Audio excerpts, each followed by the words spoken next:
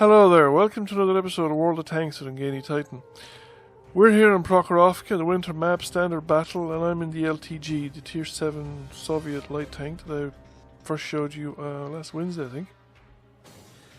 I've been having some extraordinarily mixed games with this tank, and I think it might be just a change in the meta, because I was having a few games like that in the couple of games that I last played on the T41 when I bought it just to have the first look at it, not the T41, the T49, the American Tier 9.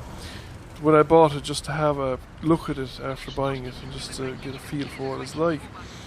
And I'm having a similar experience here with the LTG. That is, you can get games where you get maybe 9 or 10 to 12, 13 assisted damage ribbons, but you do 800, less than 1,000 points of damage. And then you have other games where you get 10 to 13 assisted damage ribbons, and you might have 12 to 17 or 1800 assistance damage. You know, big contrasts in the same amount of ribbons. And I'm not sure what the cause of it is. It just seems to be a thing that's going on at the moment that I don't recall happening a year ago when I was kind of playing light tanks more intensively at that point in time.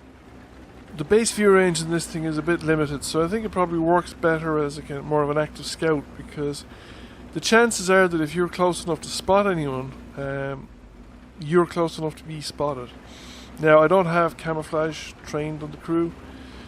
I am in the course of training it, and I may make a difference to how the tank actually plays if I have more in the line of camouflage skills on the tank.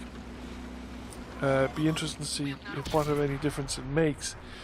But the base view range is 360 meters, is most limited as far as I can make out of other Tier 7 light tanks.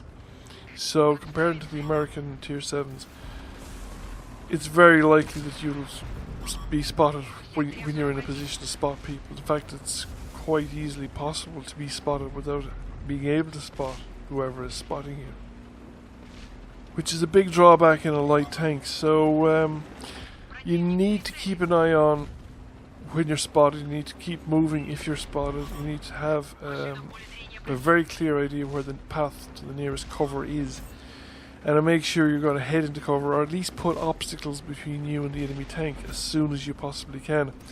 Because what I do here is when I come down to the low ground, it doesn't make me unspotted, or it doesn't even take me out of line of sight of the enemy tanks, at least not until I get back a good bit. But it does put all those buildings, all those cabins between me and the enemy tanks, so that if they do fire at me, the chances are that the shell will be blocked by a building, and I won't take damage, even if they fire, especially if they fire high explosives, because high explosives just won't simply go through the houses and come out and hit my tank. Now, having come up in the same spot repeatedly, I just changed my tack and I'm coming up in a different spot. This is actually a very good place if you can get into it at the right time, and especially if you have decent view range. It's ideal spot. For one of my best games I ever had in a Comet was inside here. Now, the game has changed and the meta has changed a little bit since, but tanks are good strong turrets like Comets are actually, you can really make hay with inside the place like that, as long as you don't hang around in one location long enough for somebody to draw a bead on you, or just expose too much of your tank. And what you're really trying to get is assistance damage from the people behind you. There is quite a bit of artillery in play in this map, and we've managed to get rid of some of it, and I was able to get up there until I fired. I wasn't spotted, so that I have the enemy are far back enough at this point that I know if I have any degree of cover, or even sometimes maybe perhaps even without cover, I can pull up, sit on the ridgeline and actually take time to aim. I'm able to do it again there, and as soon as I fired, I'm spotted.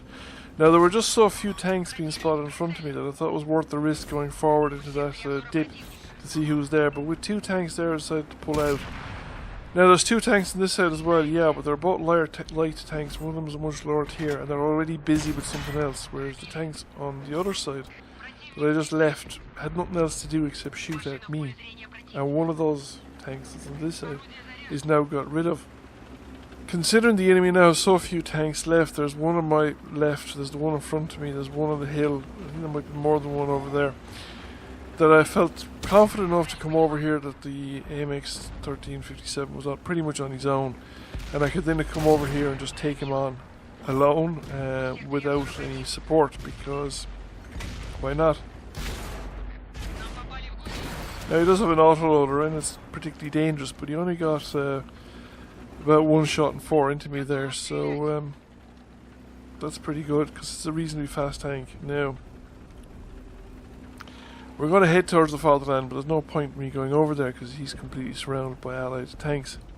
Appearing in that direction though and coming back and popping up somewhere else does make it a lot less likely that these guys would be, one of them would be sitting here with a gun pointing in my direction waiting for me to cross the ridgeline. And sure enough, I seem to have crossed it safely enough. I'm not even spotted and I'm getting shots off the Tiger II outside of his view range. The tank destroyer is gone that was up there on the hill with him, and the other 2 tanks, or the other tank at this stage, doesn't have a direct line of sight on my position. So I'm able to get these shots off pretty much unhindered, and the 5916 is not going to come around the corner to see me, because he's not going to make it, he's not going to last that long. We have a victory, and we did a reasonable amount of damage. We got a reasonable amount of ribbons there, both assisted and direct. So over 1,000 regular damage, over 2,228 assistance damage, and it gives us a first class mastery. So in this game, 23 damaging assistance damage ribbons, over 3,000 damage, that works out around 140 points per ribbon, which is on the high end compared to some of the results that I've been having recently, and it's enough to bring us in at number 1 by experience, and we're pretty high on the damage. We're probably, what, 4th? For a mid-tier light tank is perfectly respectable. So, I hope you enjoyed this video. If you did, please give it a thumbs up and a like. Really helps the channel out. If you've not already done so, please subscribe to the channel. Thank you very much for watching, and I'll catch you all again soon. Bye.